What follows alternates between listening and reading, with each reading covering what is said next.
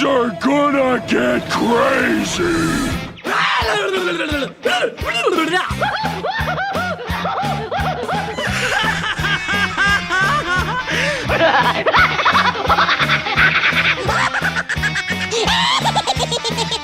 Most everyone's mad. Hello, everybody, and welcome back to another fun-filled episode of AniMat's Crazy Cartoon Cast.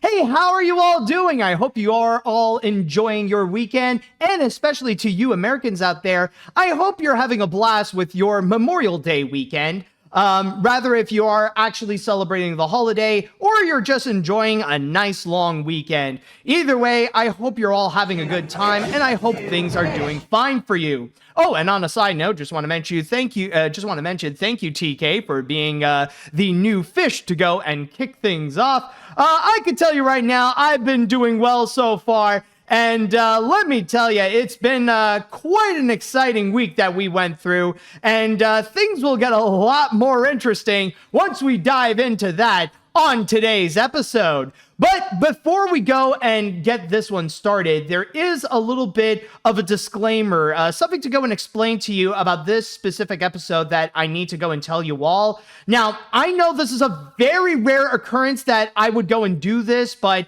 considering the circumstances that I'm in, I have to make an exception here, and that this is going to be a bit shorter of an episode than usual, where instead of going into the usual 5 stories, I would have to go and reduce it to just 4. Now, this isn't necessarily because there were a few stories going out there for me to go and talk about. It's not because that things have been dry in the news of entertainment and animation. It's mainly because of me. I'm just going to tell you right now, a little bit later, I actually have this, first off, I'm not going to go too much into details, but I have something to do that is related to an acting job that I have coming up, and I cannot go and miss that. So that's why I'm trying to compensate, where instead of pushing this like earlier or anything like that, the best thing that I could do is just reduce this to just talking about 4 stories instead of 5. So I just want to go and say sorry for the minor inconvenience of this, and hopefully you'll still have a great time, because with today's episode, oh boy, you could tell that the summer season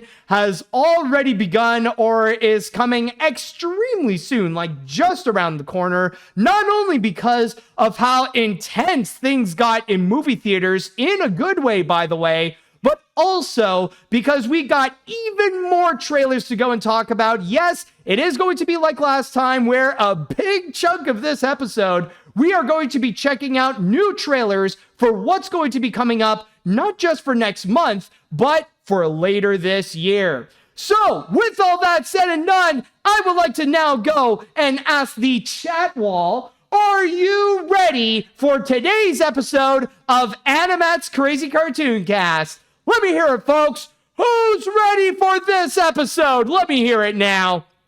All right, let's see. Yes. Okay, I see people are prepared. I see people are ready. That's great to see. I love it when you guys respond that you're ready, that you're all set for this. All right, so with all that said and done, I believe now it is time that we shall go and get things started. And with our first story that we have for you today, or the first trailer of the batch that I have in store, well, once again, we're going to be looking into a second trailer. I know that was a bit of a theme in the last episode, especially when we saw the second trailer of films such as Smurfs, Superman, and The Bad Guys 2. Or at least I believe that was the second trailer of Superman. But regardless, though, yes, we do have another one in store. Now, this may not necessarily going to be a movie that will be as big as them, but this is something that we have looked upon in this podcast. And now it is time that we're going to look into this again, because now we are going to be seeing a new side of this movie and a little bit more to go and discuss. So without further ado, let's go ahead and start things off by checking out the first trailer of the upcoming Hulu animated movie, Predator: Killer of Killers.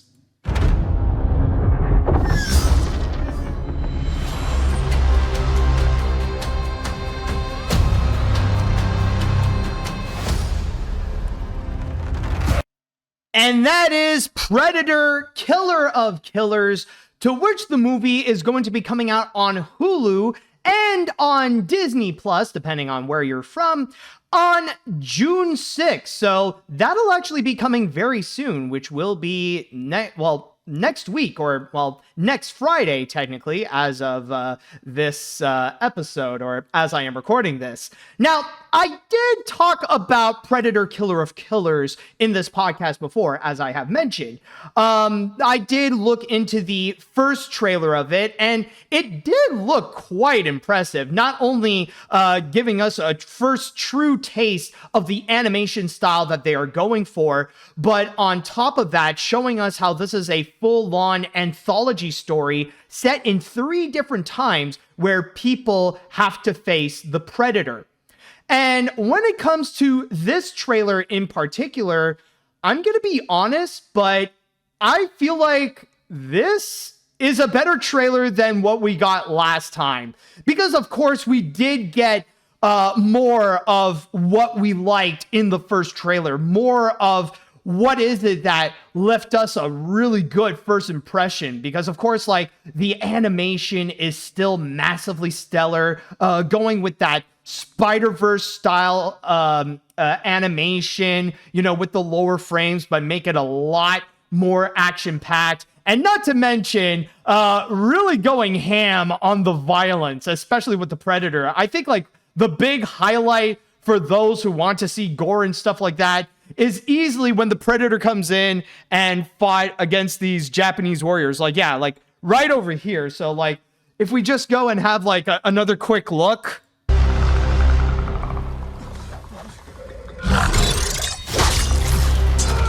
Like, already just that first shot right there is just like, whoa, man, dude sliced his head up, and we see like what's going on the inside. It's like, oh boy, like, you can tell the Predator is not holding back on the nastiness. But wait, hold on. There is more.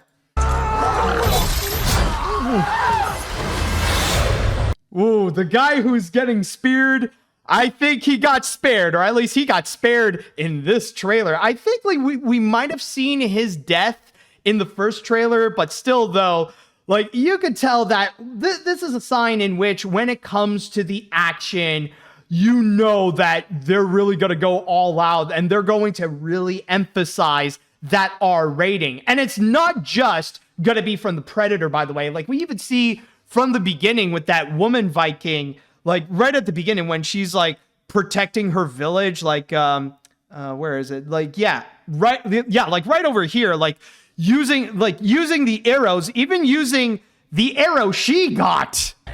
Tell me why we fight. Because our enemy still lives.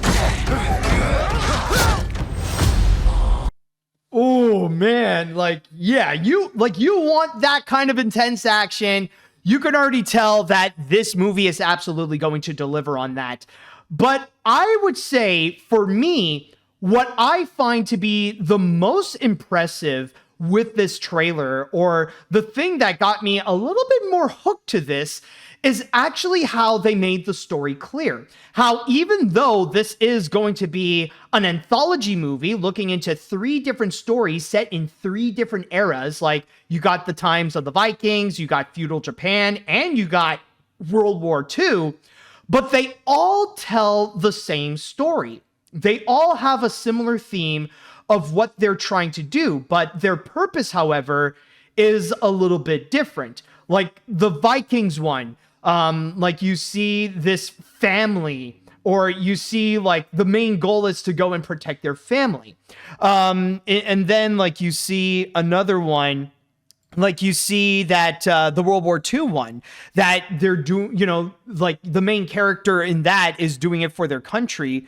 Or even like you see like the feudal Japan one, where they're doing it for the ranking, is in order to go and like climb up the ranks of their own hierarchy. And that's why they emphasize in the trailer that it is for family, for freedom, and for power, and what happens when they go and face the predator. And what's also very interesting, this might be a little bit of a spoiler, but it's fascinating to see right at the end, like, here, let me just go and fast forward, like, right over here, if we go into this part. What happens if we survive?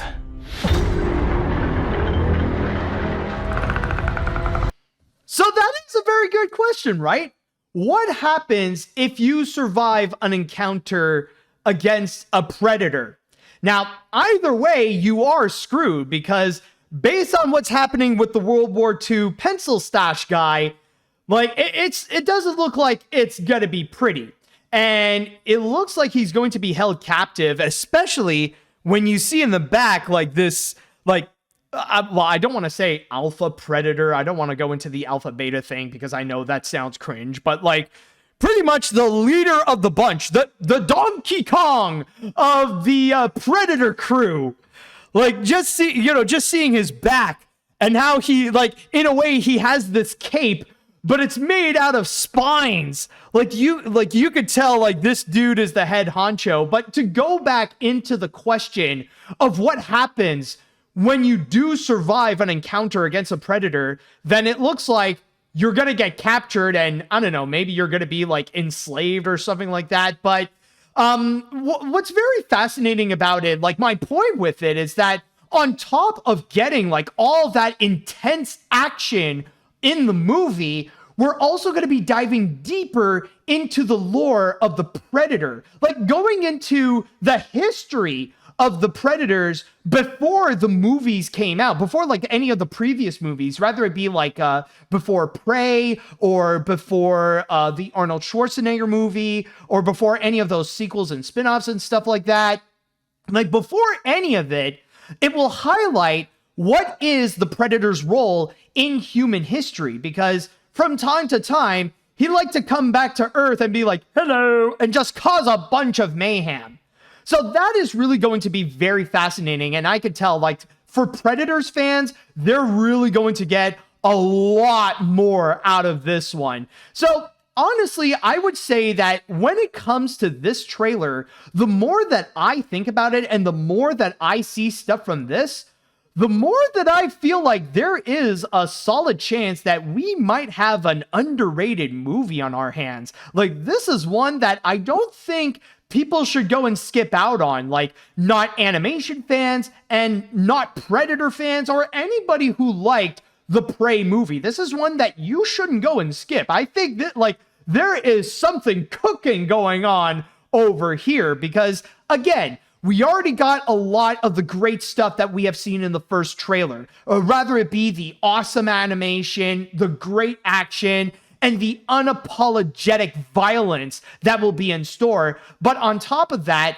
now we got a little bit more of a clear answer about the story, about the characters, and how they connect with one another, not just in terms of like what they do or who they are or anything like that, but and also especially how this will connect in the Predator universe. So honestly, I'm definitely excited for this one. Honestly, this is a good, we've been getting great trailers, so I'm definitely optimistic and curious to see what's going to be in store for Killer of Killers. So if you are hyped up for Killer of Killers, then keep in mind that it will be released on Hulu and or Disney Plus on June 6th. And with that said, now I would like to go onto the chat wall. And I'd like to ask you all, what do you all think about the trailer that we have just seen of Predator Killer of Killers? Are you guys hyped up for this one? Are you a little bit more hesitant? Are you not sure you want to see this? Let me know what you all think. In fact, let's have a little bit more fun. I'm going to go onto Twitch, and I would like to make a little poll for you to all interact with. So I would like to ask, will you be watching Predator Killer of Killers. So I will go and write down yes, and I'll write down no. So let's see what answers you may have, folks. All right, but anyways, let's get back onto what we have over here. Let's go and see what you all have to say. Okay. Wow, you don't see that in an animated Disney movie. Wait, I guess we just did. Anyways, this movie looks amazing. It has everything you could want in an animated Predator movie. Thrilling action, dramatic atmosphere, and copious amounts of blood and gore. The Predator's back and better than ever. Prey may have started the comeback, but this movie is going to solidify it. What else is there to say but you are one ugly motherfucker? I'm not in a swearing mood just yet, so I'm not going to go and use that. Keep in mind, folks, I use my Fs very spreadingly. You know, I don't drop F-bombs like on a regular occasion. I save those for when they are needed. Anyways, again, I'm not a Predator expert, so I can't comment too much, but with what I'm seeing here, this is still pretty cool. The animation, particularly the action, looks completely insane, and you get a clear image of the story here. I'll check it out when I can, but I think this is going to be something impressive.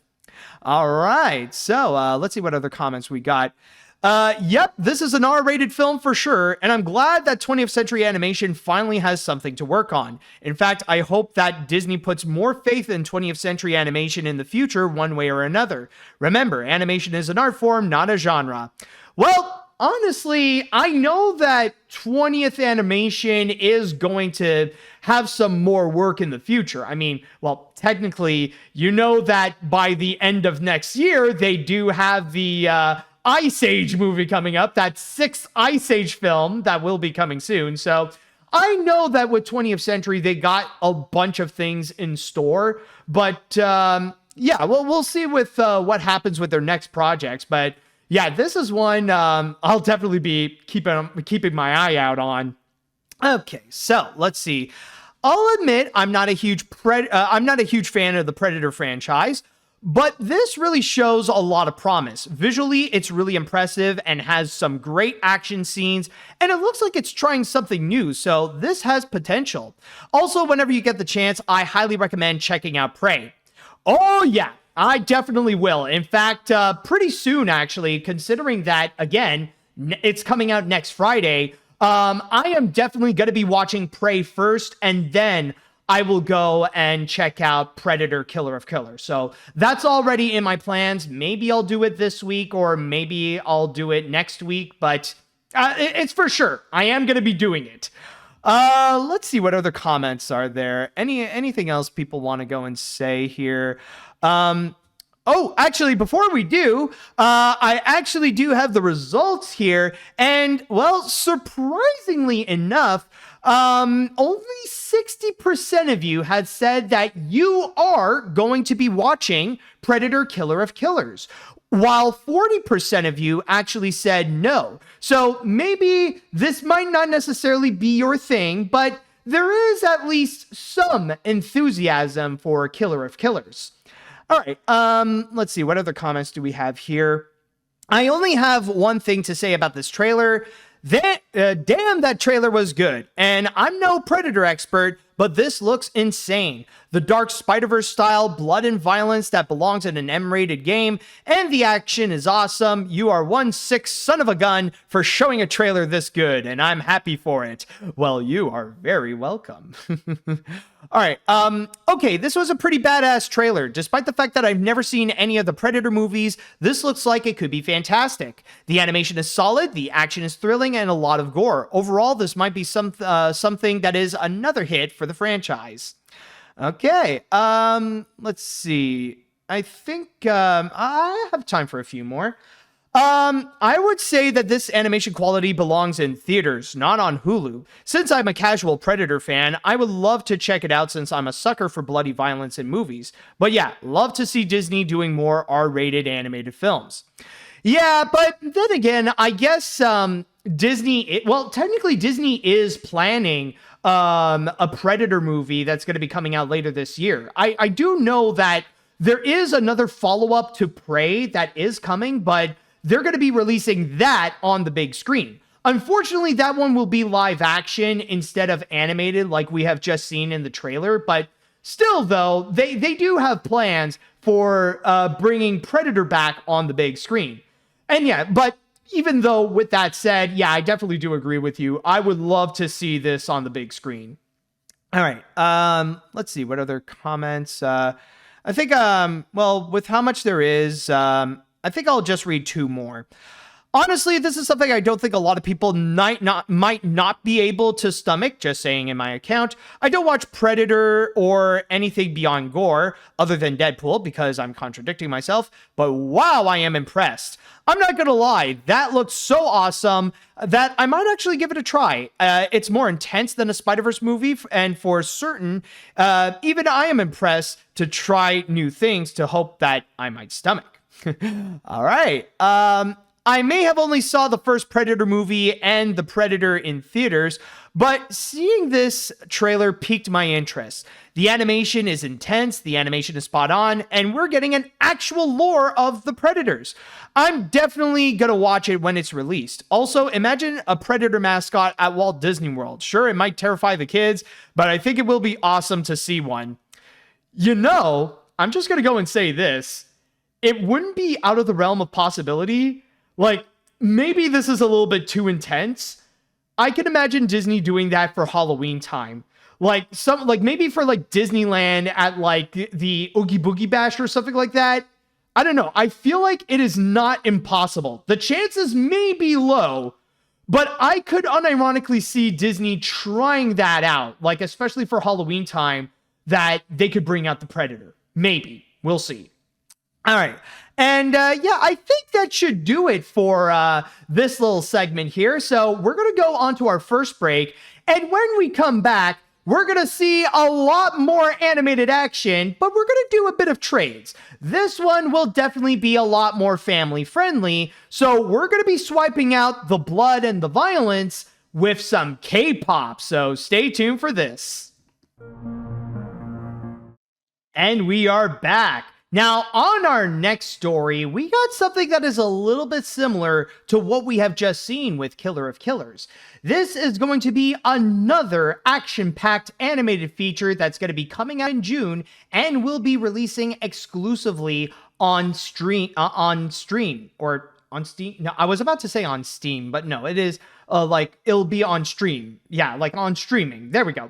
Specifically this time, however, this won't be on Hulu. This is going to be on Netflix. And with this one, it might have gotten a bit of attention, but I will say, so far, the marketing is already the worst part about this movie because it already pulled the dumb move of releasing the trailer just before everybody's attention went towards the new movies like Mission Impossible 8 and the Lilo and Stitch remake.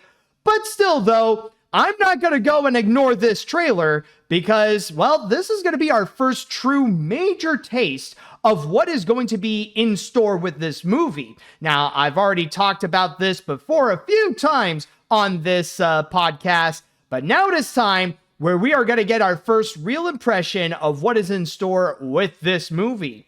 So, without further ado, let's go ahead and check out the second trailer I have over here, to which we are going to be checking out the upcoming Sony Animation and Netflix movie, KPop Demon Hunters. It's time. Whole life spinning lives, but you can't hide, baby. Nice try. And that is K-Pop Demon Hunters, to which the movie is going to be coming out later this year, or actually in just a few weeks on June 20th on Netflix. Now, I know that the last time that I talked about K-Pop Demon Hunters, that I was honestly very much questioning it in regards to its release date. The fact that they're putting it specifically on the same day as Pixar's Elio and have it be out at the same time when there's going to be so many major movies that are going to be coming out on the big screen. Not just Elio, but also the How to Train Your Dragon remake, Ballerina, 28 years later. Yeah, like there's that. and so many other features, and not even to mention what's going to be coming up in July, there was a part of me that did have a little bit of doubt. Like, I was like, are you trying to hide something? Because, like, that's not really an ideal spot to go and release a new animated feature. Unless you're deliberately trying to hide it like you did with Spellbound, where you knew it was so bad that it was going to be a lost cause. So, I admittedly was questioning if KPop Demon Hunter was going to be worth it or not. But looking upon this trailer, yeah, I think it's just Netflix being absolutely stupid with their release dates, and especially with their marketing and stuff like that. Well, maybe not with the trailer itself, because I gotta say, yeah, this looks like it's going to be a lot of fun. This looks like it's going to be miles better than Spellbound. This actually does look fun. And I know that there have already been some hype in regards to K-pop Demon Hunters, but now that we actually get our first true taste of it and our first true look with what they are going to do, one thing I will say is that this is very clearly Sony Animation's answer to Demon Slayer, in which not only do you get like the action part of it, where you see the main characters fighting against a variety of unique looking demons, and especially Asian inspired demons, but also you got the comedy aspect of it, especially with playing with the facial expressions of the characters. Like, especially like one memorable moment is when the K-pop girls were hyping themselves up, like when they're ready to go and face some action, like right over here. Send those disgusting demons back to the depths where they belong! Yeah! Yeah! Yeah! So basically, they're not holding back on the goofy side, even with these attractive girls, because in the past, like this is often something that is noted that some animators have pointed out. It's very rare that you would see pretty women in animation doing these kinds of goofy facial expressions, or show them anything that is beyond like wacky or over the top or anything like that. Like, you take Hotel Transylvania, for example, and like they never would take a character like Mavis and have her do the same kind of facial expressions as Dracula would, for example. But in here, they decided they're going to break that boundary and just have fun with these girls to really show off their personalities. So from there, you could tell the personality is a lot of fun with these girls. So there is going to be that comedy component that is in there. And not to mention, like, I did get a bit of a decent laugh when I saw the like the first gag that they put up, like after fighting demons, and then suddenly they're actually in the men's bathroom, like this part. Hey, this is the men's bathhouse. Get out of here. Like, I'll admit, that part was actually cute. That part was actually pretty funny right there. But then there is the factor of the animation. And I think that's definitely going to be a moment where it will really stand out. I mean, a lot of people have already talked about how acclaimed artist Amy Thompson is stepping in to be the art director of this particular project. And you could see her style really shine in this, especially with the characters and all the different demons. So that's already working out great. But at the same time, you could tell that Sony is once again going into the stylized route. And I think it's pretty much undeniable that you could tell that there is that Spider-Verse influence onto the animation, especially with the low frame rate, and even with the cinematography, with the way...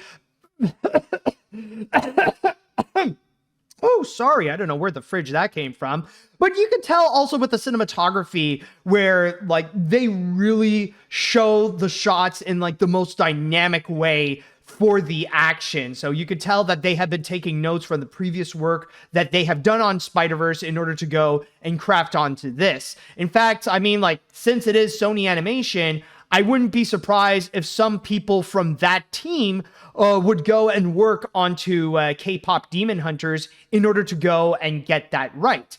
And I mean, there's a lot of these action moments that you do see just a little bit But so far, like, you could tell those are going to be a lot of fun to go and check out, especially like right at the beginning, like just before that clip that I just showed you with the men's bathroom. Like,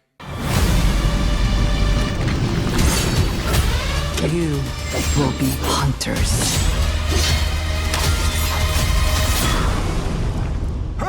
like you got that going on. And I mean, I will say those parts are actually pretty cool. And I think that's going to be the one thing to be really looking forward to, at least in terms of a like popcorn flick mentality. Like, if you want to see some awesome animated action, then this will definitely be it. Or like in comparison to what we have just seen, if you want that cool type of intense action of fighting against monsters, but you don't want the violence and the gore that comes with it, then KPop Demon Hunters does look like it'll be a pretty solid alternative. Now, I will say, though, there is a minor criticism that I do have with the animation so far, is that along with Spider-Verse, but there is something about it that I can't help, but I just feel like there's a lot of things that I would make comparisons, and that it kind of makes it a bit tough to see it as its own thing. Because yes, there is that Spider-Verse influence, and as well, there is the Demon Slayer influence in there. But at the same time, there's also the component of turning red. Because yeah, like, even though it's doing its own thing in terms of making those like anime style wacky impressions, like we've already gotten that before with Turning Red, where that already, like, even though that one was more different and maybe not as extreme as what we have seen with K-Pop Demon Hunters, that also tried to do those anime style reactions, especially with Turning Red. It does already have an anime style in its design. So honestly, there's just a lot of it that it reminds me of different things that it makes it a bit tricky to see it as its own thing. It's like it's being K-Pop Demon Hunters, it's trying to be Spider-Verse, and it's trying to be Turning Red. But again, this is a very minor complaint, and it doesn't take away how the animation in itself actually does look awesome, and it does look very well made.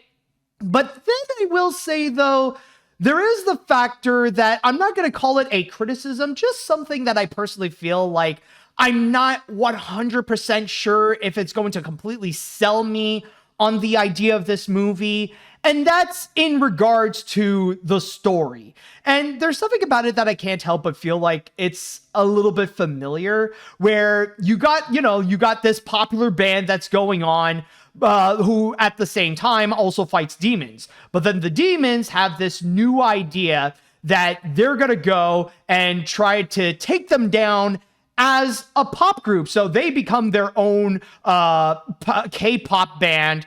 And that way they'll take down the K-pop girls from within. So, there's a little bit of that component that I feel like, okay, we're kind of getting into like familiar territory. I think I've seen some TV shows who would have their own episode that would have like a little bit of a version of that story. So that I feel like in terms of the story, that's going to be a component in which I'm going to have to wait and see, honestly.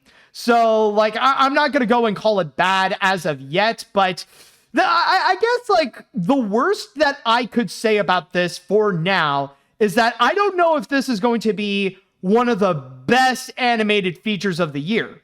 I mean, I feel like it's very likely it'll turn out to be pretty good, but is it going to be like among the best of the best, like among my top 5 or something like that? That I don't know. That I'm not fully convinced yet. That I think we're going to have to go and wait and see. But still, though, that doesn't change how so far the first trailer that we got with this, I think it is actually pretty solid.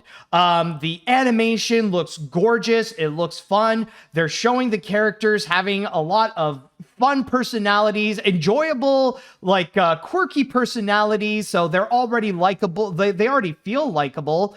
And even some of the jokes are actually not that bad. I think Sony Animation might have something here where it could be another solid hit for them. I think this could, honestly, if they play their cards right, maybe this movie might actually do pretty well, even during a time when it's going to be released in a very busy month for movie theaters. I think, honestly, I can imagine that there is a chance this could stand well on its own, and maybe it could even find its audience. And by the way, just a quick side note, let me just say, I don't know if I have seen Sony ever doing this, or I mean, technically this is from Netflix also, but may I just say, holy crap, Sony Pictures Animation, where is it? It's like, I know it's like somewhere, like right over here. Yes, they're acknowledging the movies they've done before. Like now they're saying that they are the studio that brought you this, which in this case, they're promoting Sony Pictures Animation as the studio behind Spider-Man Across the Spider-Verse. I don't think I have ever seen Sony Pictures Animation ever acknowledging their films before as a way to go and promote their new movies. Like, if you go in the previous trailers, I don't think, I've ever seen Sony saying that they would refer to themselves as from the studio that brought you Hotel Transylvania and the Smurfs, or anything like that.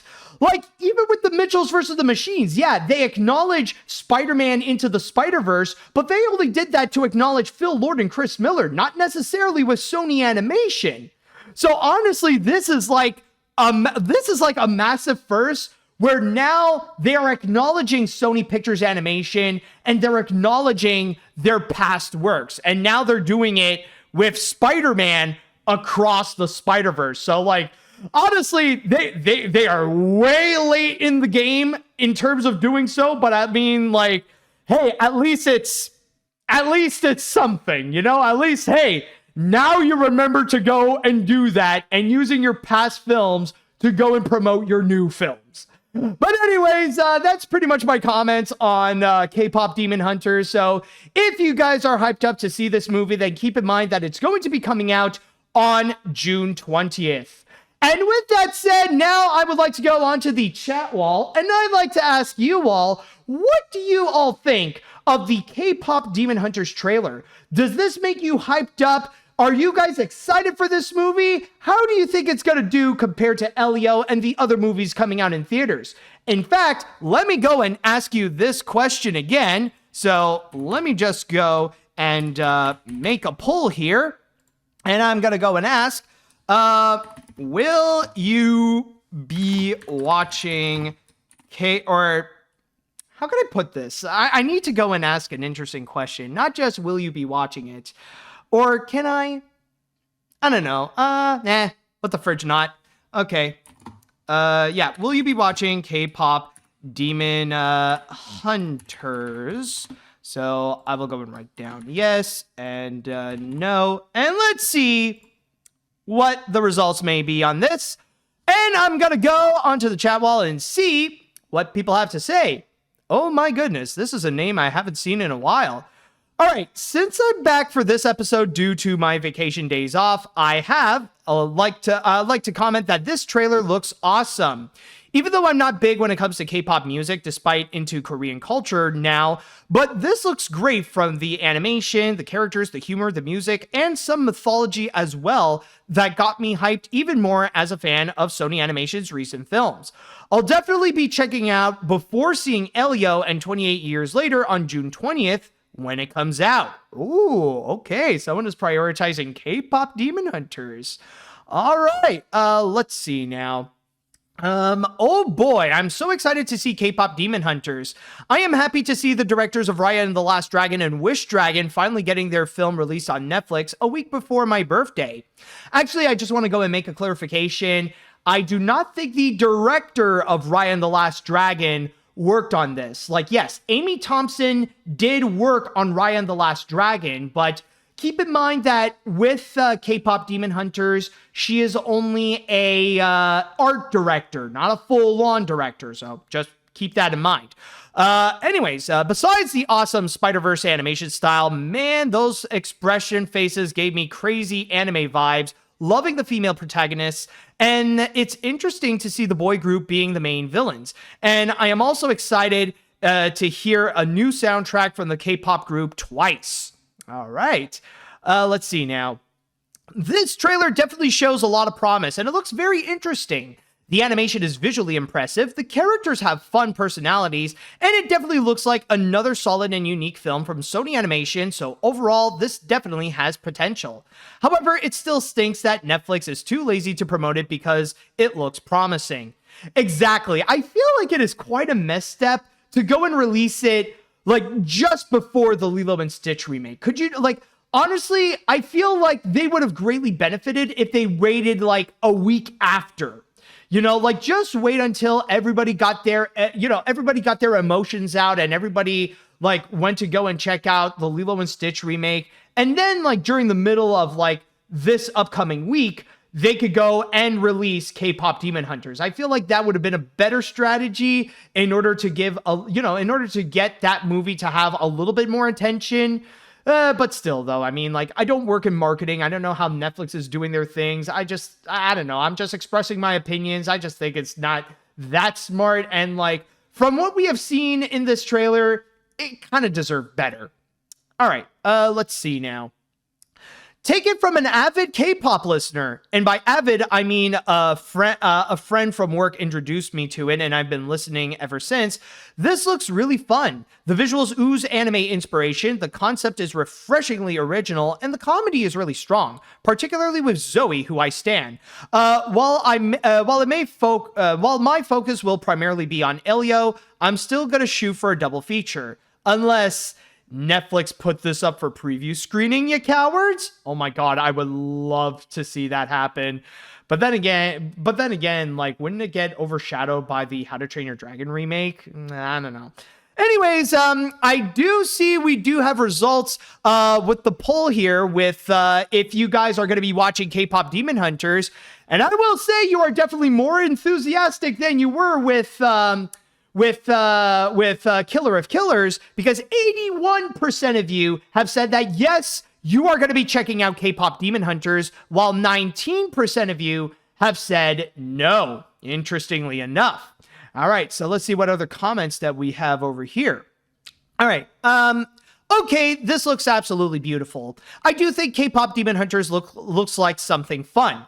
The action looks top-notch, the main three girls are really likable, music isn't that bad, even though I'm not into K-pop, and that animation is just chef's kiss.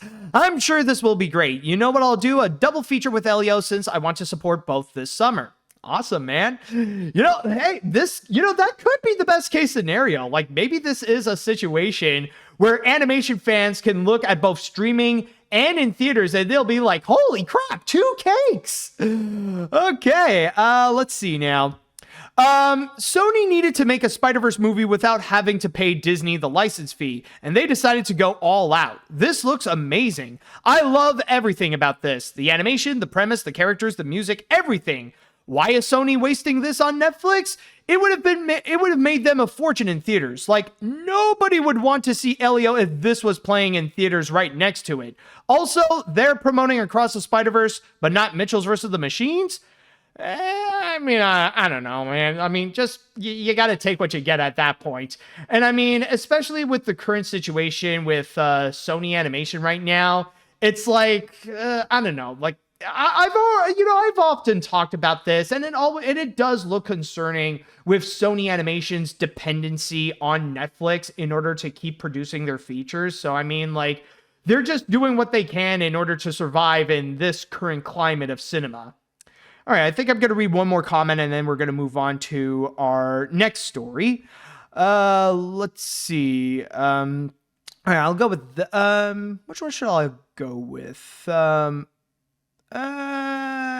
You know what? Okay, you know what? I'll go with this one, actually. After watching this trailer, I have to say I love it so far. It's a massive mix of Spider-Verse and Turning Red, especially visually, with a bit of Demon Slayer. It's both very funny and awesome. This should have been released in theaters, but at least this looks like it's going to be another creative hit for Sony Pictures Animation. Do you agree that they've come a long way since their first film open season? Oh yeah, man. I mean, like, it took time for them to go and improve, but you know, they were able to get there. And I mean, I think they're a more admirable studio than what they were back in like back in the 2000s and even compared to most of the 2010s. I think it is fair to go and say that about the company. But anyways, again, if you are excited for K-Pop Demon Hunters, then keep in mind that the movie will be coming out in the next few weeks on June 20th. And with that said, we're going to go on to our next break, and we have another trailer to go and check out, but this time it's going to be a teaser, and this won't be a movie that will be released in June. It will be much later this year, but let's just say that this might debatably the most hyped movie on our trio of trailers here that we got. So stay tuned for that one. All right, welcome back. Now, out of all the trailers that I have here, I can already tell from the chat wall that this one is the most hyped. Now, you may remember in the last episode in which I talked about The Bad Guys 2, considering that DreamWorks released the second trailer of that feature. And already it got a lot of animation fans, especially people in the furry community, to be so hyped up for that film. But at the same time, when I was talking about that one, everybody knew that there was another trailer that was coming up. One that was very similar to what I've talked about with The Bad Guys 2. Not only is this an animated movie that is a sequel to a highly beloved picture, but on top of that, it is also a movie that stars a whole bunch of anthropomorphic animals, and it's a sequel as well, being a number 2 of that film. So now that we've gotten our discussion of The Bad Guys 2 out of the way, it is now time that we get back on Disney's animal movie. So without further ado, folks, let's go ahead and check out the teaser trailer for the upcoming anticipated Disney animation sequel, Zootopia 2.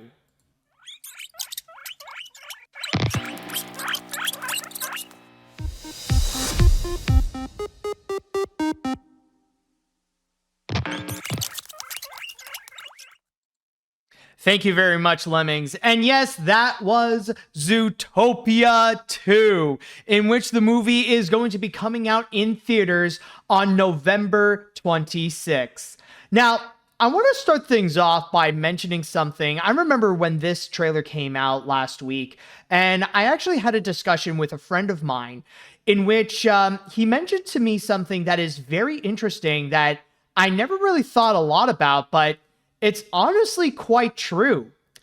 When was the last time that we've had a teaser trailer that was actually a teaser? And not just that, but it is a teaser trailer in which you know for a fact that what we have just seen will not be in the animated film. And what I mean specifically is that the animation that they have produced for this teaser trailer, we're not going to see any of that in the actual movie. Like, it is made specifically for that teaser trailer just to give us a tiny idea of what the movie is going to be about. Let me go and ask you all in the chat wall. Do you guys remember when was the last time that you may have actually seen that? Let's see. Oh, well, okay. Okay, maybe this is not really helping my case, actually. People are bringing up Elemental, and yeah, that is true. Actually, the last time it was Elemental. Okay, that's fair. Okay, but what about after Elemental? Well, or no, not after Elemental. Before Elemental. Like, before Elemental, when was that? Because again, this is still like a very rare case that we've ever seen something like this. Let's see. Someone mentioned the first Zootopia. Maybe the first Zootopia. Toy Story 4, maybe. Okay, so there might be a few. Okay, Frozen 2, yeah, like with all the characters at the cliff, maybe. Okay, so okay, maybe I'm wrong. Like, maybe it hasn't been like a long time since we've seen something like that. But the point is, though, is that it is a very rare case. It is very rare that we would ever see that, in which the teaser trailer would provide exclusive animation just for that teaser and not show us much of what this movie is going to be. Like, to literally be a teaser instead of just a full-on trailer. It's a rarity, but now Zootopia 2 is adding onto it, basically highlighting just the bare basics of what's going to be in store. And according to what we have just seen in this movie, or at least in this teaser trailer, is that Nick Wilde and Judy Hopps, they're going to be teaming up in order to go and protect this new snake character. Specifically, his name is Gary the Snake. And wait, I just want to double check on the if they would go and explain it. But hold on a sec. Would they go and explain it? No, I'm trying to remember the name. Ke Huy Quan. There we go. Yeah, so Nick and Judy are trying to protect Gary the Snake, who's going to be voiced by Ke Huy Quan.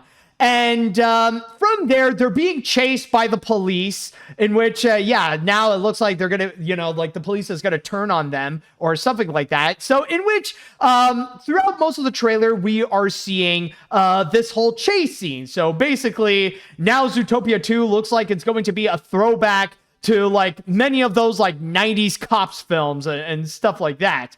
And on top of that, while they would go and like run away from the cops, we are seeing some new locations in Zootopia. Like, that's their way to go and present to us some new areas that they are going to explore. So like some examples, like there's going to be an underwater city in which we see the beavers and the seals are going to be hanging out. Of course, we're going back to the tundra, so that's nothing necessarily new. But then we're also going to be going into the mountaintops. So in which they're going to be climbing up. I know there have been some mountains in Zootopia, but not necessarily like this. So this is going to be the area in which we're going to see some goats, in which they'll be populated. We're also going to be entering into a full-on desert area that they're going to be entering into, really exploring. And then, of course, we got to go and mention the possible mysterious new villain. Because, like, after all that chase, suddenly, we see Nick, Judy, and Gary, they're in the rooftops of Zootopia, and they suddenly have to stop because there's this mysterious hooded figure, kind of like this really large and menacing Jawa that's coming in front of them. And may I just say, I already see this in already the chat wall is mentioning this. Like, already people are looking at this and they're going, "It's death! It's death from Puss in Boots: The Last Wish. Disney is making their own death from Puss in Boots: The Last Wish." And may I just say, folks, okay, calm the fridge down, people. We only have just seen a few seconds of who this character is. All right, I don't think this is something that we immediately go and try to jump to conclusions that, this is like death. We don't really know, okay? Like, I immediately saw that. Like, I already, honestly, when that was released, people were already making those comments, literally minutes after the trailer was released. So, I don't know. I feel like that might be jumping the gun a little bit. Again, this is still just the teaser. We are just introduced to this character. We only saw, literally just a few seconds of them. So we're just gonna have to wait and see on who they really are or what is their role. All we know is that there's a mysterious hooded figure with glowing eyes, and Nick, Judy, and Gary are scared of them somehow. And after all that, we get a quick list of all the new and recurring characters that are going to be involved. So, of course, like, hold on a sec. Of course, we got Clawhauser coming back. We got Gazelle and her tiger assistants. We got Flash as well returning. Of course, we got the Yak. We got to have the Yak coming in. Bellwether surprisingly making a comeback as well. You know, I'm just going to go and predict. Yeah, I'm going to make a bit of a prediction. You know, and this is something that I've talked to this with my Patreons, or with people from my Patreon. Honestly, I would not be surprised if her role is that she's going to be in the prison, but she will be helping out Nick and Judy in the same style as Hannibal Lecter. So yes, folks, she is going to be a full-on reference to Silence of the Lambs. I could be wrong, but honestly, I would not be surprised whatsoever. I mean, it's freaking Bellwether. I think honestly, it would be a hell of an opportunity to go and take that Silence of the Lambs reference. But anyways, as we move forward, we also got some new characters. We got this Beaver character as well. A Lynx character also. I'm sure we're going to be introduced to new characters in the police force. So we got this bear that's like kind of nervous named Grisby. Let's see who else we got here. If we can move forward. We got this Italian looking anteater guy. That's also going to be in the feature. We got one of those dumb gnu's, or one of those dumb wildebeest characters, of course. We got the familiar polar bear guard, which means, hold on. And then we got Nick and Judy's parents. And then we got this zebra duo that's part of the police force also. Let's see. We got another member of the police force, which is going to be this boar. Let's see who else. Weaselton. We gotta have Weaselton making a comeback. All right. Yeah, of course we got it. Yeah, we gotta have that Jersey Shore shrew coming back, of course. I'm sure she's gonna be helping out. Bogo, we gotta have our boy Bogo coming back. Then we got this elephant seal, also part of the new characters. The Quokka. We also got a Quokka coming in, and they already revealed that apparently this is going to be a therapist for both Nick and Judy, which this Quokka here, I'm going to say, is already causing massive speculations on Nick and Judy's relationship. Who else? We got this armadillo guy. We got the panda news anchor, which I think only Japan got. We got a hippo police. We got two lemmings dudes. We got the goats from the Mountain Hill area. Oh, of course, he's also got to make. We got to get the Fennekin character also making a comeback. We got a porcupine, a naked mole rat. Oh, and this is interesting. Now, since we're getting Gary the Snake, we're also getting lizard characters. Also, that they're going to be making an appearance. Oh, and then we got our hood. Yep, we got our hooded guy. You know what? There's one character though. I think I might have skipped. Honestly, hold on. I just want to see, because there might have been a few that I didn't get a chance to talk about. Oh yeah. There we go. You probably have seen this one circulate around social media. This freaking Brad Pitt looking horse that a lot of people have absolutely dreaded. In which, as you could see here, this very handsome looking horse, in which people are concerned, in which a certain rule might be applied, in which you see this horse and suddenly the number 34 appears in fear. Anyways, aren't there a few others that I might have missed? Yeah, okay, like you also got a walrus character, which I think, I could be wrong, but I know D23 people have gotten a preview on that last year at the D23 Expo.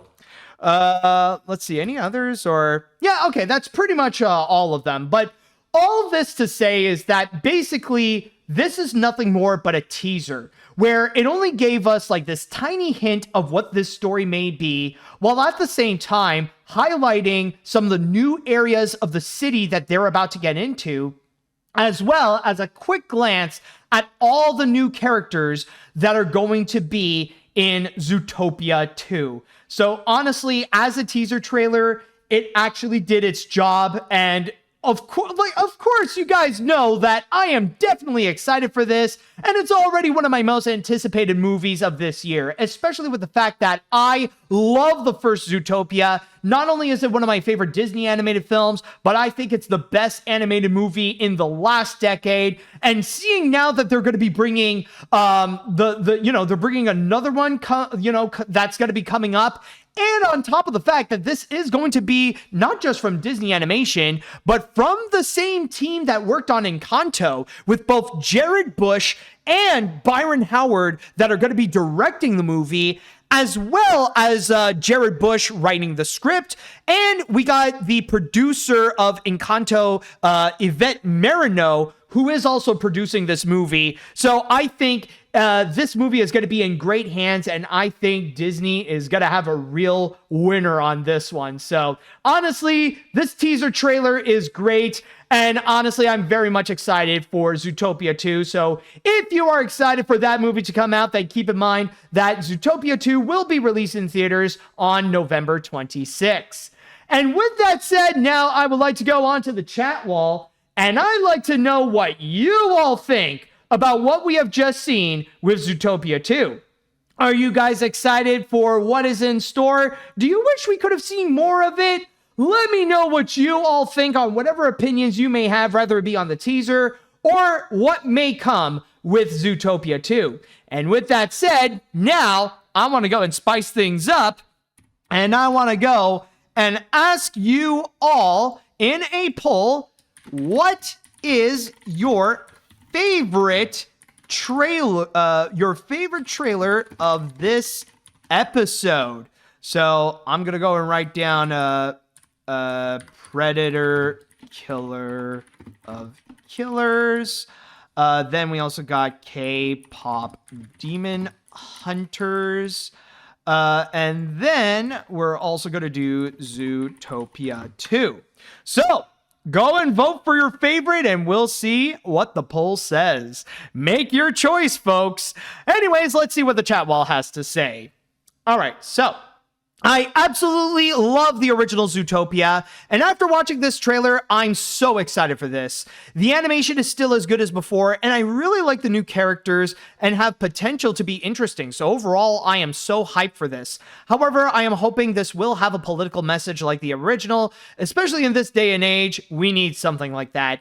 Absolutely. The political message of the first Zootopia is like a core element of that first movie. So I am hoping, especially in this day and age, let's just say there's a lot of material that Disney Animation could use in order to use that as commentary for Zootopia 2. So that is definitely going to be something I will be looking forward to.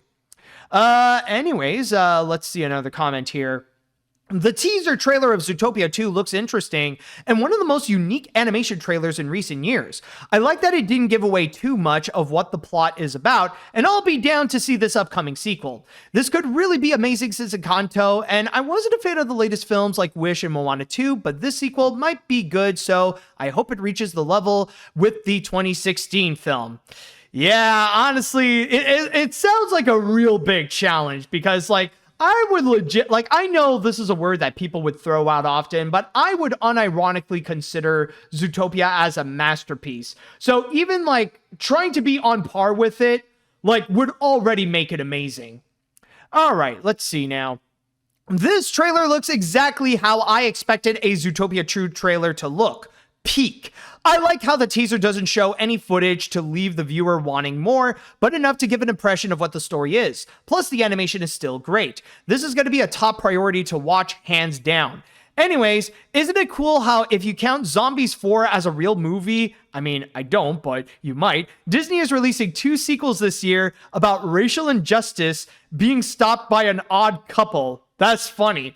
Honestly, I'm just going to say right now, I have no idea of what the zombie Disney movies are about. Like, honestly, all I know is that they exist and nothing else. But I mean, hey, if this is the direction that Disney is going, like, I'll definitely be down with that. You know, I'd be down with Disney making more movies talking about racial injustices. Let's see now. What other comments do we have over here? What can I say? Bring on the talking animals.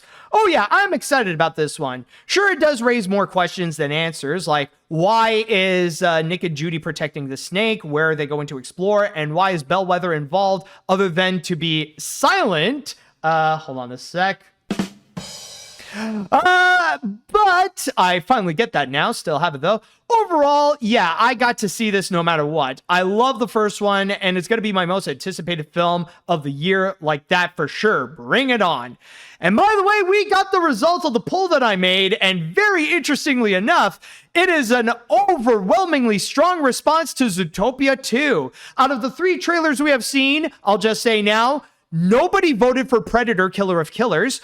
Only 19% of you have voted for K-Pop Demon Hunters, but with a staggering 81%, the best trailer that we have seen is Zootopia 2. Amazingly enough, man, didn't expect Disney would really come out with a massive banger with that one. Awesome. So I think it is safe to say that many of you are very much excited for this. I don't even have to go and ask, will you be watching Zootopia 2? Because chances are, yeah, I think you might. Anyways, let's see what other comments. What do we have here?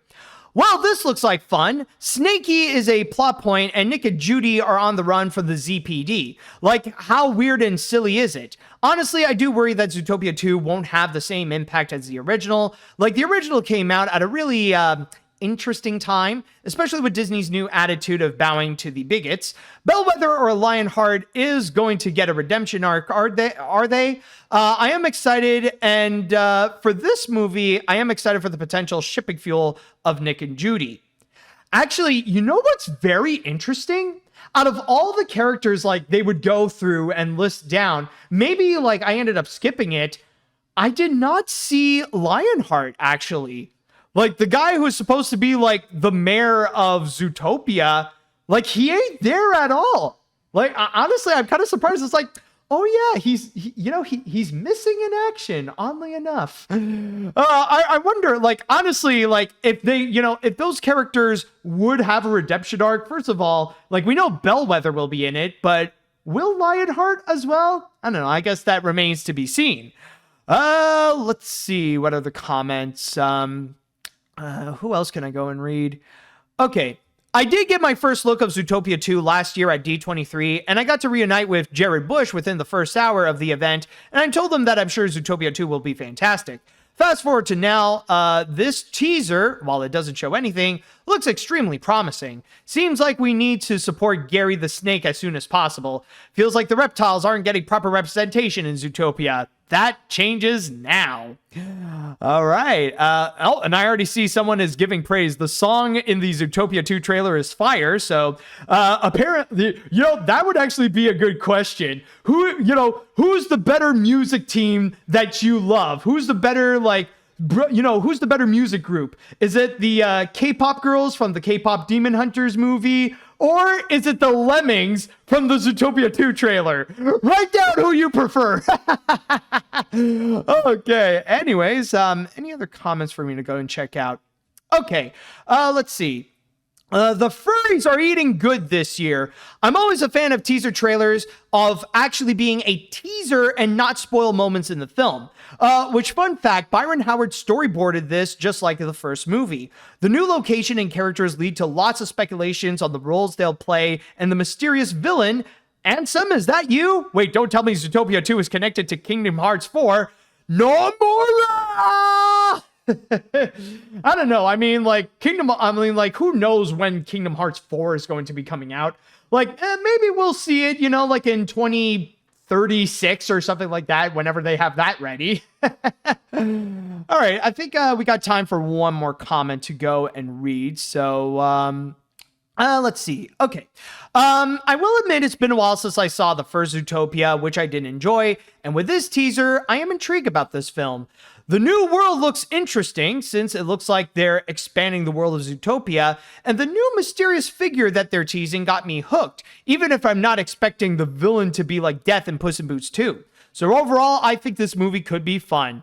Oh yeah, I think it is safe to say that we're all excited for Zootopia 2. If not, most of us are excited for Zootopia 2. And if you are hyped up for this movie, if the teaser trailer got you all excited, then keep in mind that the movie will be coming out in theaters on November 26th.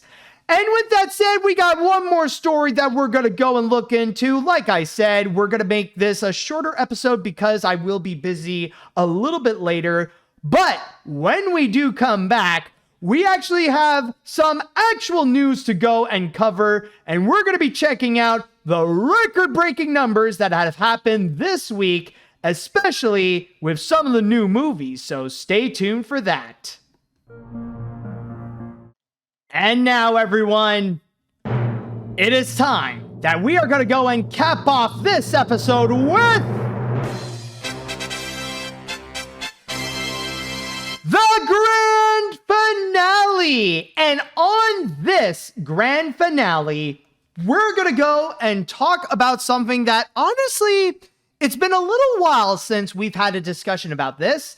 The box office. I think the last time that we would go and talk about some record-breaking numbers at the box office or how things have been there, I think it was like just a few months ago talking about Noja 2 and how that ultimately became the new highest-grossing animated feature of all time, not to mention also becoming among the top 5 highest-grossing films in history so far. So yeah, like, it's been a little while, but I think now it is the time that we are going to go and come back to talk about it. I know that technically there hasn't been a new animated feature out in a while. I mean, technically the next one is going to be Pixar's Elio on June 20th.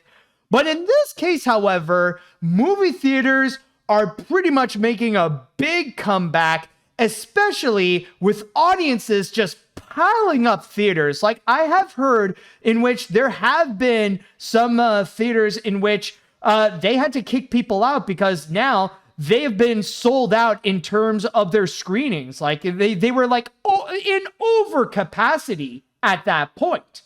And that means that so far the business of movie theaters have really been booming.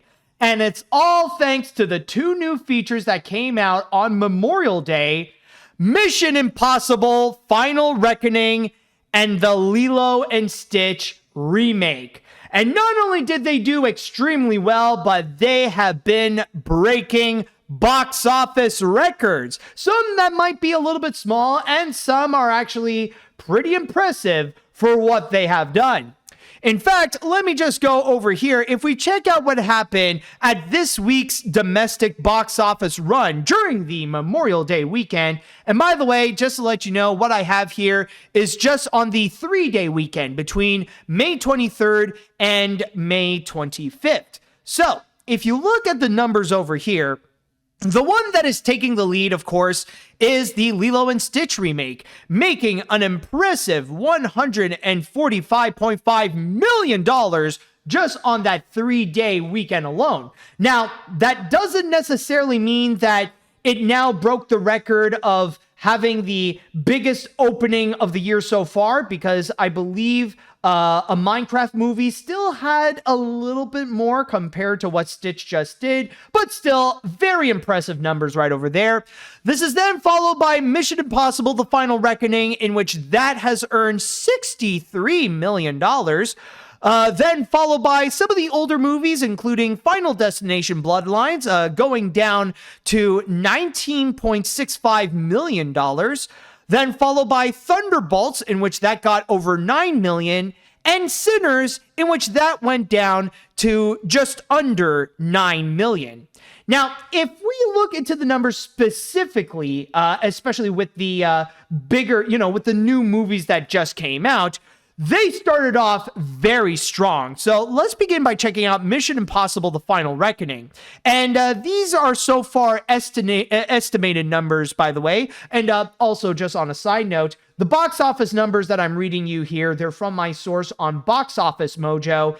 And when it comes to The Final Reckoning, if we do include the 4-day weekend, if we include Memorial Day itself and how much it might actually go and make, as you can see here, the total that Mission Impossible has made is $77 million domestically, $127 million internationally, which so far made a big Memorial Day opening of $204 million worldwide, which I believe might have broken the record for this being the biggest opening ever for a Mission Impossible movie. Now, rather if it would be like, if you include like some of the older films and adjusted to inflation, I'm not 100% sure, but so far, it looks like The Final Reckoning just took that record.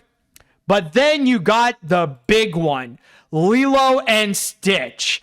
And so far, it's already huge in movie theaters, and that is actually the one in which movie theaters had to go and kick people out because they sold out their tickets and they couldn't go and give people more tickets to go and see the Lilo and Stitch remake. So in that regards, on top of just the 3-day weekend making 145.5, if we look into how much it has made in total, including the Memorial Day itself, if we add that to the 4-day weekend, then you will see here that the domestic total that the Lilo and Stitch remake made is $183 million domestically, and then you add $158.7 million internationally, in which from there, it created a worldwide total of $341.7 million.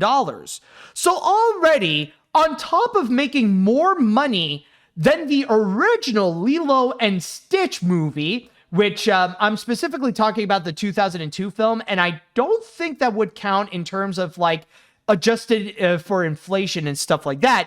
But either way, not only did it make more than the original film that it is based on, but it has also broken the record for having not just the biggest Memorial Day weekend opening, but also having so far the biggest Memorial Day weekend.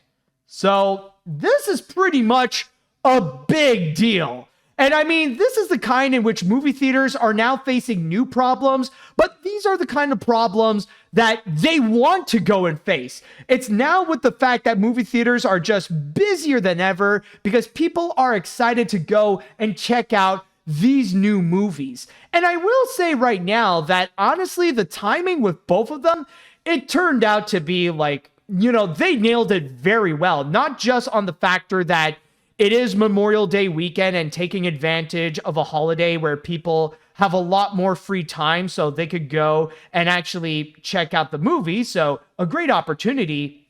But what's actually very clever and what's a really smart move for both Mission Impossible and Lilo and Stitch to come out is that they're able to be released at the same time and they don't have to compete against one another. Like, yeah, sure, Lilo and Stitch got a lot more of the upper edge against Mission Impossible, but still, though, they can both do very well in their own right in a very similar style to Barbenheimer, in which they don't have to go and compete for the same audience in particular. Like Lilo and Stitch, they're aiming for families, they're aiming for kids, and they're aiming for people who are nostalgic of the original 2002 movie, while Mission Impossible is aiming more for the Mission Impossible fans and for older audiences who want to go and experience action.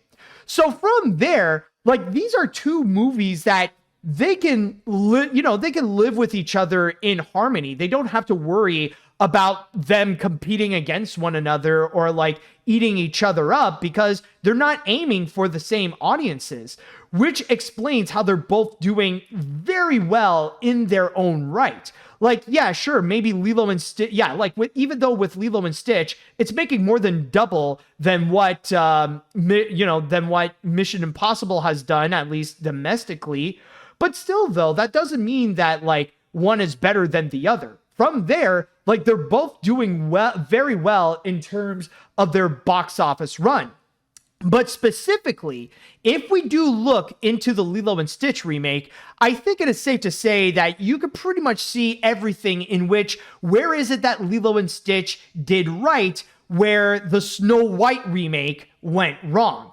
Because number one, Lilo and Stitch is still immensely popular, or at the very least, a lot more popular than Snow White. Like, Stitch is still this massive phenomenon in which people are still buying like tons of merchandise. People are still going crazy for like the nostalgia of Stitch, whether it be for like the original film or for the series or for what have you.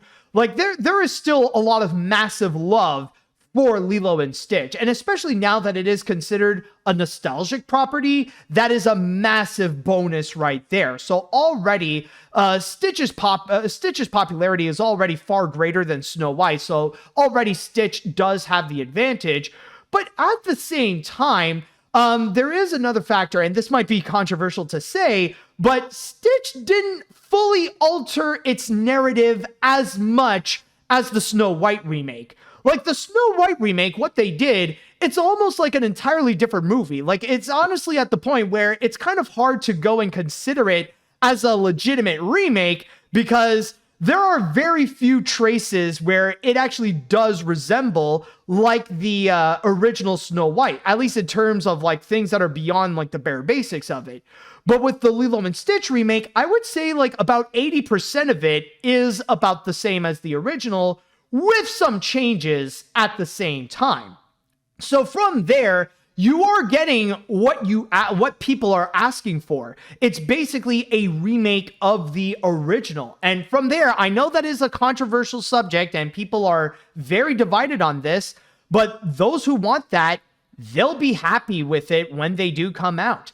And that's also another major aspect. It's the word of mouth. And I'm sorry to say this, and I know people will be upset with me by saying it, but it's been very positive. At least if you don't look exclusively at what the internet says, because many people are coming out and they are loving it, that they got exactly what they asked for in terms of a Lilo and Stitch remake, with a lot more new flavors of the kind of shenanigans in which Stitch would go and get himself into. Like, they got what they asked. Like, maybe there aren't people that, they're not necessarily full on loving it per se, but they're not coming out like hating it, or, they're not saying that, no, it's not worth it. A lot of people, if like, for those who want to go and watch, for those who want to go and check out the Lilo and Stitch remake, they're happy with what they have gotten. But with that said, though, speaking of reactions, this is also something that I want to go and talk about something else, honestly, because this needs to be brought up. It's in terms of those online reactions, because at the same time, while audiences are enjoying it, the fact of the matter is, the internet despises it. Like, oh my God, when people want to hate this remake, like, they are freaking going ballistic. They are enraged by this remake. And you can already tell in which there's already you get those usual groups of people that you would expect that they would go and talk about it and that they're negatively going after this movie. There's already a bunch of those cartoon reviewers, or there's a bunch of those YouTubers with their cartoon avatars ready to cross their arms and tell you of how much that movie is a piece of crap. There's already a bunch of those that are set and ready and already a release to go and spread that hate. But the wildest thing about this, like the thing that for me feels like is very much insane is the fact that why is it that they're hating it? It's just on the matter that it's just another remake. It's not necessarily, like the rage and the hatred for it is not necessarily because of anything that is like the Snow White remake, in which it is connected to a bunch of real world issues or a bunch of like actual social issues related to like racism, misogyny, and there are traces of political factors like with Israel and Palestine and maybe some Donald Trump as well. So there are those things, but then with the Lilo and Stitch remake, maybe there have been a few controversies that did happen in the past, but they were not as strong as what they were with the Snow White remake. So really, the whole reason why people are so enraged by it is just on the matter that it is another live action remake. And so literally, it's just on the matter that the movie exists is enough to throw all their hatred for it. And honestly, I don't think I've seen that level of hatred just on the existence of a movie alone since Wish. And what I mean by that kind of hate, I mean the kind that people are like doing whatever they can in order to go and make a massive smear campaign against this movie. It's almost like they hate this movie as if Stitch they hate it like Stitch somehow teamed up with Vladimir Putin on the attacks against Ukraine. And yet, people are really going out of their way to portray this as like the worst movie of the year as much as possible. Like desperately trying to make it look like Hurry Up Tomorrow is more worthwhile than the Lilo and Stitch remake. Like literally, like, and I'm talking about stuff like flat out spoiling the movie, like to put in all the little details of the spoilers to go and portray it as like the live action remakes are like the worst things to happen to our society, that it's trash. Look at the way they changed Nani. Look at the way they changed Jamba. Look at the way they changed the ending. Like they're really going insane and ballistic. And honestly, I cannot help but look at all these intense reactions. And I have to ask, where is the fine line where people would have to go and say, when is a movie just a movie? Like, where is that line where you gotta say that you cannot cross it so that you could go and say like, okay, you know what? It's not worth enraging over it. It's not worth being this intense, mainly because of the fact that, it's just a movie. There are worse things out there in the, that's happening in the world. Like, I'll save up my anger for any actual issues. A live action remake existing is not one of them. But the funny thing is that despite all their rage and despite all the, despite like trying to force out a negative word of mouth, the thing is that it's clearly not working, especially when you see people coming out in theaters actually enjoying it. And not only that, but having the Lilo and Stitch remake do record-breaking numbers. Like, we're pretty much at the point that it is obvious that the Lilo and Stitch remake is going to be a hit. It will be successful and it will turn a profit. And there's also an extremely good chance that it's going to make over $1 billion. So not only will the Lilo and Stitch remake make its money back, but it could simultaneously also make up for the lost costs make up for the money that they lost on the Snow White remake and then some. Like, it's going to be at that point in which it is very successful. And yet, it is not going to stop the people from being so angry. In fact, its success and people loving it is like fueling their rage against the Disney live action remakes. Like now, like they feel so justified to go and like spread out spoilers, to go and like demonize this movie, and basically to get so riled up and so upset over the existence of the live action remakes and using the same arguments again and again and again and again and again. But this time around, they think that somehow being more loud and being more angry they think that somehow, like, maybe that can work. If they just repeat the same things, except if they get more enraged, maybe people will suddenly go and listen to them. Which I will say right now, no, it ain't. In fact, the funny thing is that I remember during the weekend, I actually made a post that indirectly called out this rage and the hypocrisy of the internet when that, like, as much as they want to be respectful when a new movie comes out, saying like, okay, everybody, make sure that you don't go and put out any spoilers. Some of us are excited to see this. But when there's a movie that they hate that comes out, they're just going out of their way to be like, spoil it! I want this movie to fail! Ruin it for everybody! Make it as bad as possible so that Disney loses money! I will not be happy if this movie succeeds! Like that kind of insane attitude. So like, I indirectly called that out.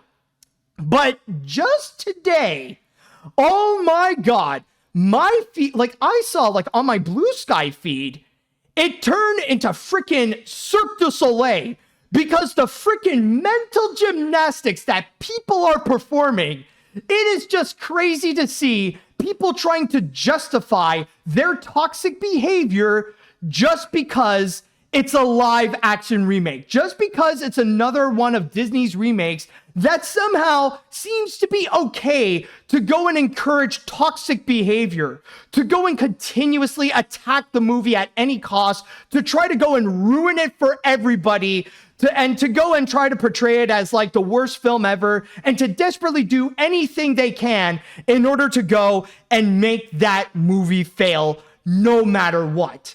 And at that point, like, if it really is the case that people are justified to somehow behave so terribly and to promote toxic behavior just because it's a Disney remake, what's the next step, huh?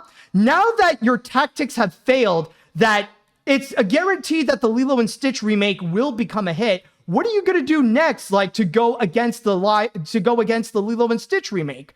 Are you going to be attacking and bullying people who like the film? Like, if you see somebody posting like a positive review, are you going to be attacking them just because they don't share your same opinions on hating the live action remakes and not portraying them in such a negative light?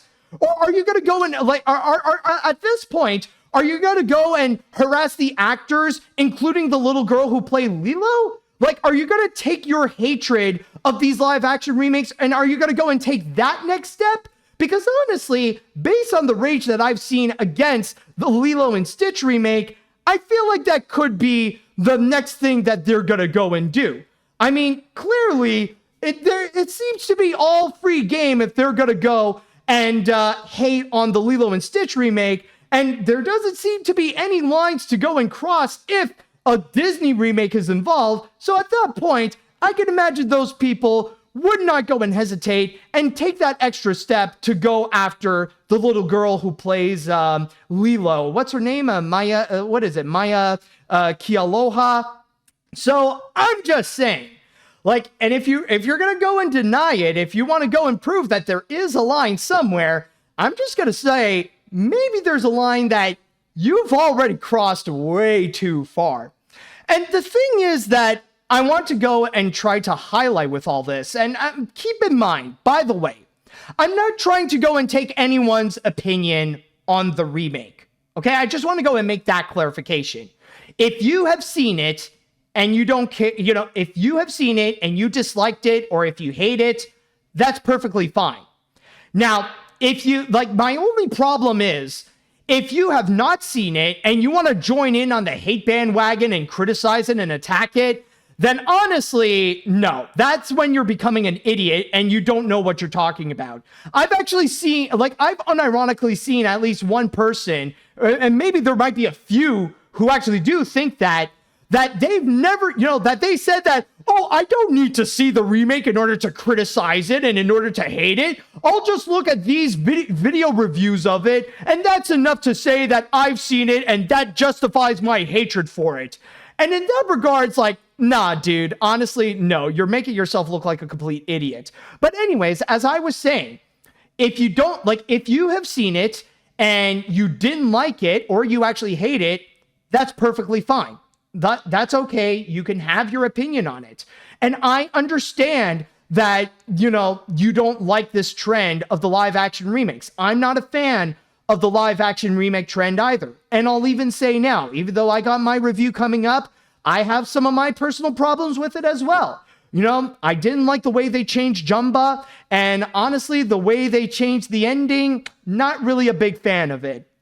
But even at that, though, honestly, I feel like the way people are reacting right now to the Lilo and Stitch live action remake, it is becoming more and more of a detriment to their argument against the live action remakes. Because right now, the way that they are behaving, the way that they're letting out their rage against it, they're pretty much acting like sore losers. That they're being extremely petty of the way that they're just flat out attacking Disney and the live action remakes and this movie and what have you. That they're just so petty with the way that they're attacking it, just on the factor that it is a Disney live action remake, that they think that somehow it gives them a pass to do all the toxic behavior that they want. And yet at this point, with the way that it's becoming a fail, the way that like their manufactured negative word of mouth, it's already failing.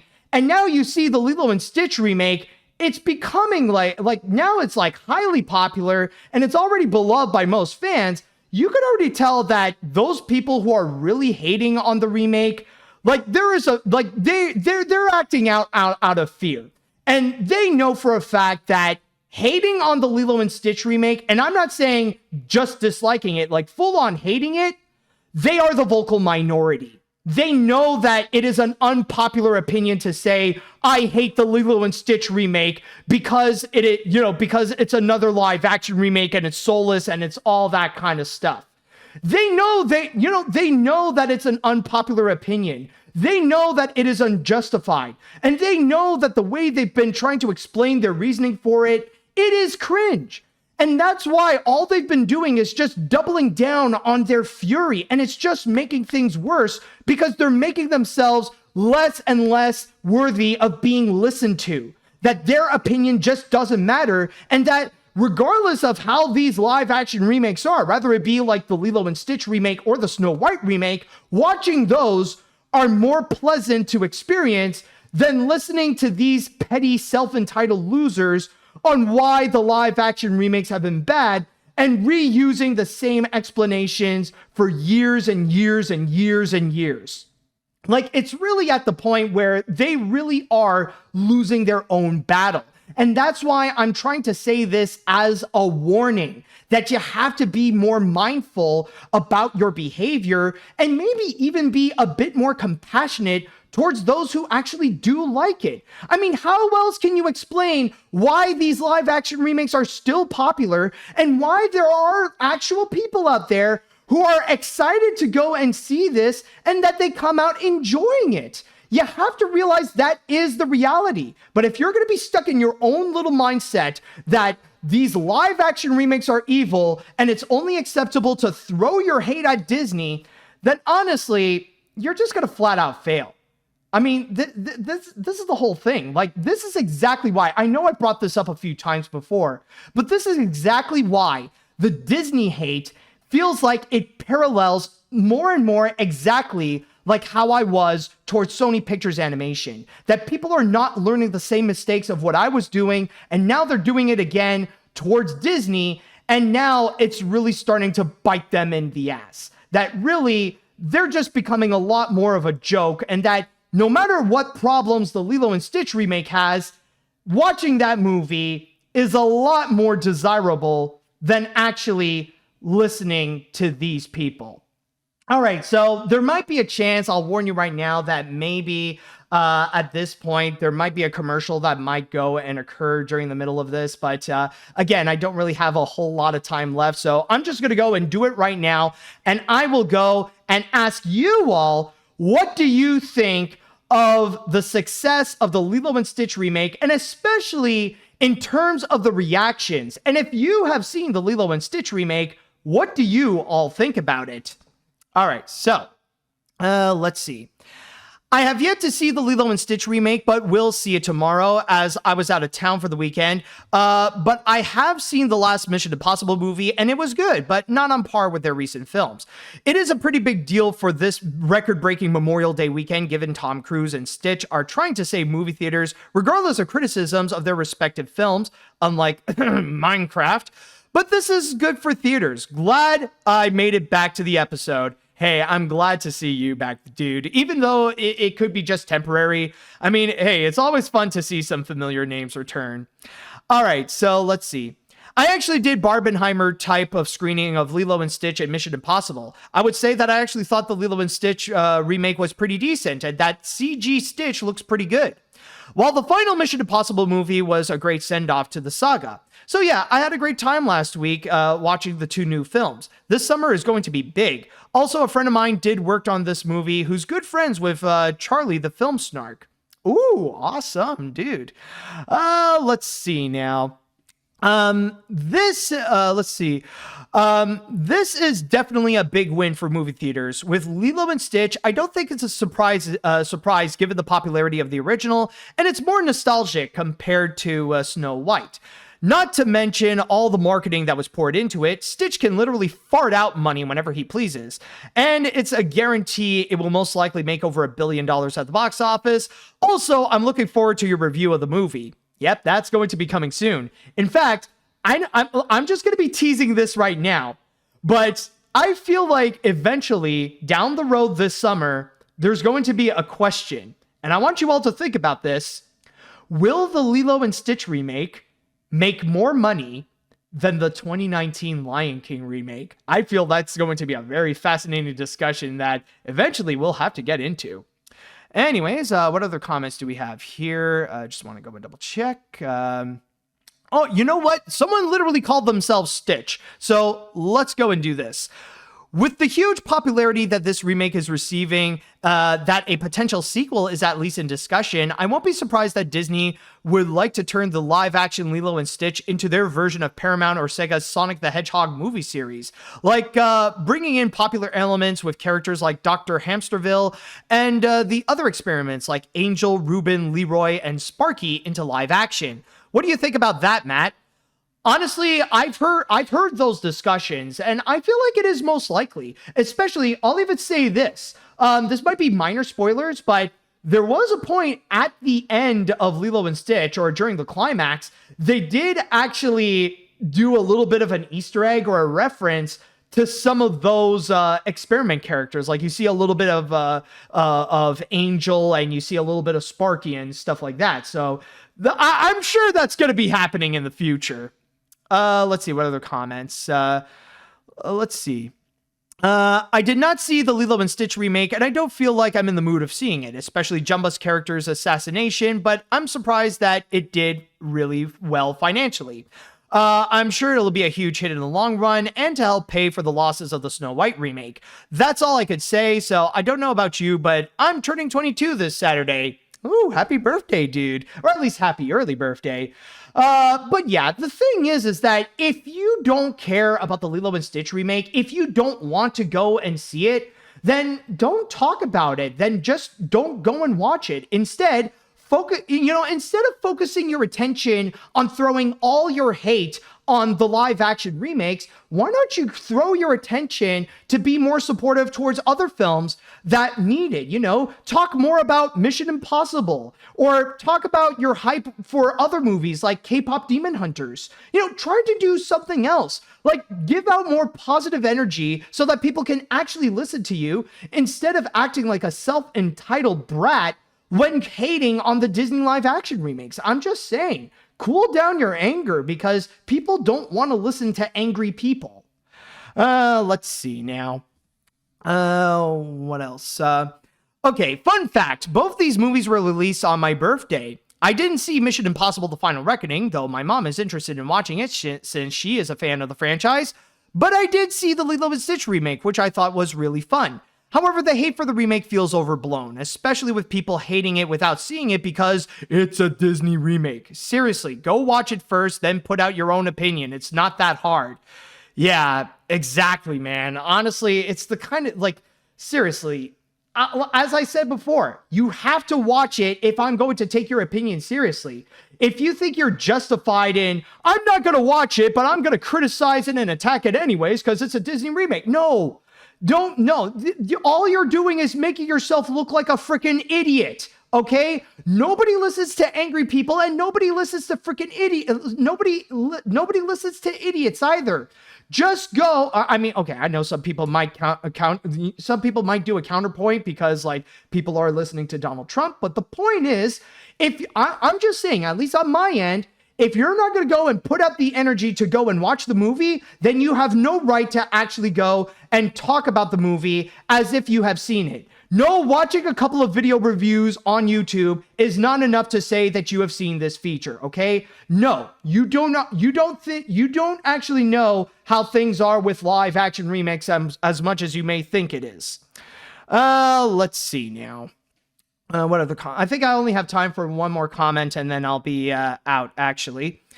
Yeah, when it comes to the Lilo and Stitch, hate, it comes a bit too much. I've been hearing more hate on the film on Blue Sky of all places, which in that case, AniMat, I think you have gained a monkey's paw by saying Blue Sky is better than Twitter. Social media is a mistake. Yeah, I don't know. We'll see how things go with that, honestly. But hey, I mean, congratulations to the team who made the Lilo and Stitch remake on the massive success, and congratulations on the Mission Impossible team for your new success as well. And we'll see how it goes, how big the popularity will be, or at least how big the success will be in the summer. And with that said, that should do it for today's episode of, forgot to go and bring this up, of AniMat's Crazy Cartoon Cast. And before I go, I just want to go and say that if you guys would like to go and follow for more crazy adventures here on AniMat's Crazy Cartoon Cast to hear what is going to be up in the latest, what's up with the latest news in terms of entertainment and animation and more, then all you have to do is go and subscribe to the AniMat Live Twitch channel and the AniMat's Crazy Cartoon Cast YouTube channel. At the same time, though, if you are listening to this podcast on whatever service that you are listening to, then don't forget to go and follow me there as well, whether it be on Spotify or on Amazon or on Apple. And with all that said and done, I would like to say thank you all so much for listening. Thank you all so much for watching. And until next time, see you later, dudes.